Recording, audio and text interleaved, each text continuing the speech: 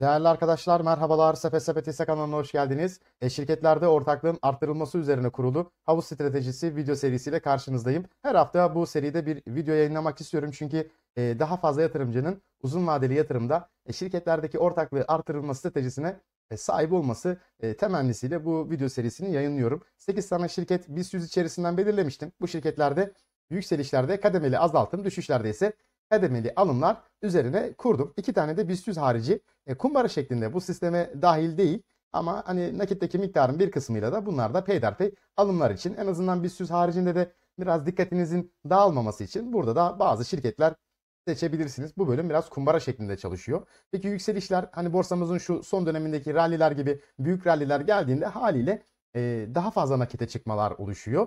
Bu miktarların da yine değerlendirilmesi lazım. Bu noktada da bakın FIBA'nın fonu ve altın fonları oldukça önemli. Riskli fondur altın fonu özellikle. Hemen şöyle sizlere göstermek istiyorum. Bakın FIBA portföy çoklu varlık ikinci değişken fonu. %65'lik yıllıkta bir performansı var. Sepet dağılımında %48 hisse senedini görüyorsunuz. Diğer burada da yatırım araçları. Risk seviyesi 6 olarak yer almakta. Bu fonu tercih ettim. Daha risksiz fonlar da var.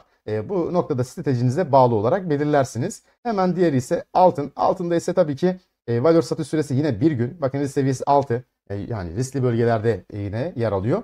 Altında da %100'lük bir performans var. Aylıkta ise biraz ekside olduğunu görüyoruz. Buraya da peyderpey alımlar ile ekliyorum. Peki borsada ciddi düşüşler geldi. Artık aşağıya düşüşlerle beraber kademeli alımlar gerektiğinde işte o zaman buradaki fonlarda bozulmalar ve buradaki miktarları artık düşen şirketlerde tekrar lot alımı şeklinde olacak. 1,5'tan önce verilen emirleri zaten ertesi gün tekrar nakit hesabınıza geçmiş oluyor. O miktarla belki daha da aşağıdan alım fırsatı bile oluşturur. Yani böyle anlık hemen müdahale edeceğim de gereği olmadığını düşünüyorum. Zaten bir miktar nakitte bulunacak. Eğer ki daha da fazla ihtiyaç doğarsa bu şirketlere de fonlardan azaltımlarla beraber eklemeler yapılacak bir sistem. Hemen şöyle bakalım şirketlerde bu hafta neler oldu. Mesela şöyle hemen başlayalım. Bir maçtaki süreç bakın son azaltım 30 Mart itibariyle zirve 2 seviyesine direncine temasından dolayı yine azaltım yaptım. %20 oranında. Şirkette 30 lot ile başladığım süreç 24 lota kadar düştü. Haliyle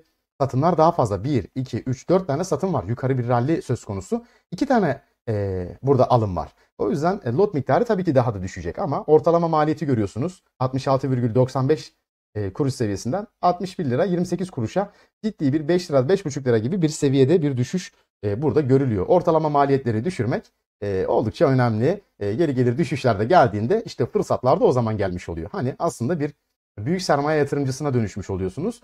Çünkü düşüşleri bir fırsat olarak değerlendirme üzerine kurulu bir sistemdir. Hemen devam ediyorum. Türk Hava Yolları. Türk Hava Yolları'nda da mesela çok güzel bir düşüş bölümü vardı. Buralarda bakın 3 defa arttırım gerçekleştirebildim şu bölüm. Daha sonrasında bir daha yukarı gidişler söz konusu oldu şirketin. Hemen şöyle göstereyim. Şurada da bir tane daha var. Onu da işaretleyelim. Şu bölümde bakın hemen temas ettikten sonra buraya bir daha yukarıya vuruyor. Şu kanalda bir daha temas olmadı. Şu noktaya temas etmedi. Temas etseydi burada da bir ne olurdu? Arttırım olurdu. Sonra bir daha temas azaltım. Şuradaki harekette bile bir miktar daha kazanç sağlanırdı. Temas alarmdan gelmedi. Ve buradan sonra bir daha burada azaltım ve arkasından en üst zirve 3 seviyesinden bir daha azaltım geldi. Bu kanal aralıklarında nasıl alarm kurulacağını daha öncelerinde de anlatmıştım. Bakın alarm ekle dediğinizde buradan hemen şöyle sizlere göstermek istiyorum. Şirketin kanaldan çıkışa tıklıyoruz. Kanaldan çıkış seviyesinde ise bu bölüme ise değer değil. Buraya ise yine havuz sistemini buraya ekliyoruz. Havuz sistemini bu şekilde ekledik. Burada işte hangi kanaldan bu kanal aralığını zirve 3 ile örneğin bakın zirve 3 ile zirve 2 dediğinizde bu ikisi aralığında nereye temas ederse size alarm verecek. Yine bu şekilde kaydedersem zirve 3'e bir daha temasında yine alarm çalacaktır. Bu stratejinin bir diğer hususu ise aynı kanalda burada temaslarına bir daha işlem olmuyor. Ya aşağı çarpacak ya yukarıya çarpacak bu noktada. Bir kez daha belirtelim. Şimdi geldi buraya temas etti. Artık en üst bantta gelip buraya temas ederse bir daha arttırım biçimi gerçekleşir. Hemen devam ediyorum Aselsan ile. Aselsan'daki süreçte ise bakın son olarak yine azaltım geldi. Bunları Twitter'dan da yayınlıyorum. Bakın daha önceki arttırımını görüyorsunuz. Gayet güzel. Yine azaltım, azaltım, azaltım yukarı çıkarken. Bakın burada da yine arttırım, arttırım. 2 tane de burada arttırım, arttırım var. Bu şekilde şirketin 96 tane lotu 74'e kadar düşmüş.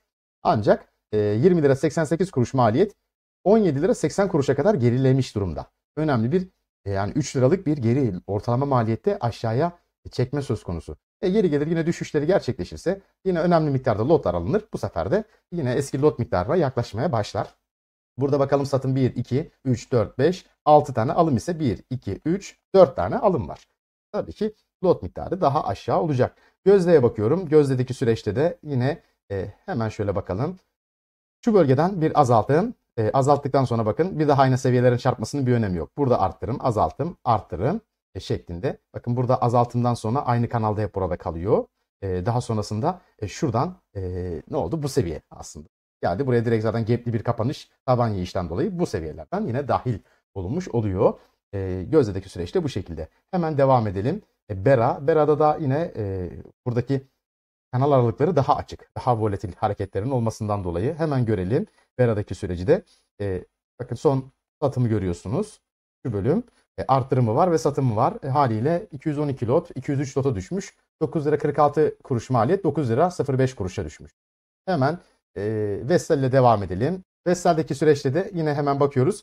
Burada 3 tane azaltım yer almakta. Bu şekilde devam ediyor. Vestel yukarı trend eklediğimizden beri yukarı trend dönemi içerisinde. İpek'e bakıyorum. İpek'te de yine arka arkaya büyük rallilerinden dolayı azaltımlar geldi. 138 lotu 114 lota düşmüş oldu ama bakın ortalama maliyet 14 lira 56 kuruştan 13 lira 34 kuruşa gerilemiş durumda. Şu anda da bakın bu bölgede gelir tekrar aşağı temas ederse güzel bir arttırım fırsatı doğurur. Hemen devam ediyoruz. İşvin çok önemli ralliler yakaladı. İşvin'de azaltımlar gerçekleştirdim. 3 defa. Lot miktarında da önemli azalımı oldu ama bakın ortalama maliyetin 3 lira 7 kuruştan 2 lira 66 kuruşa ciddi bir azalma söz konusu İşvin'de de. Bu şekilde 8 şirketin üzerinden anlatım yapıyorum. Şirketlerin isimlerinin bir önemi tabii yok arkadaşlar. Birçok kıymetli şirket var. Böyle 8 tane örnek şirket üzerinden anlatıyorum. Şu anda da aylık performans %27,31'de. Borsamıza baktığım zaman da hemen şöyle 24 Ocak'ta başlatmıştım süreci şuralardan. Borsamızda %26, 25,5'larda bir performans var. Borsadan bir tık daha iyi bir performans. Haliyle de hem güvenli tarafa geçilmiş hem de borsadan bir tık daha iyi bir performans sağlamış bir sistem oldu. Gayet güzel gidiyor. Çünkü düşüşlerinde şimdi eğer ki düşüş dönemleri gelirse bir düzeltme alımları, fırsatları oluşturacaktır. Evet arkadaşlar anlatmak istediklerim bunlardı.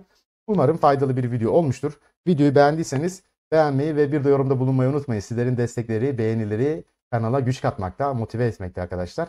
Yeni bir videoda görüşmek dileğiyle. Kendinize çok çok iyi bakın. Hoşça kalın.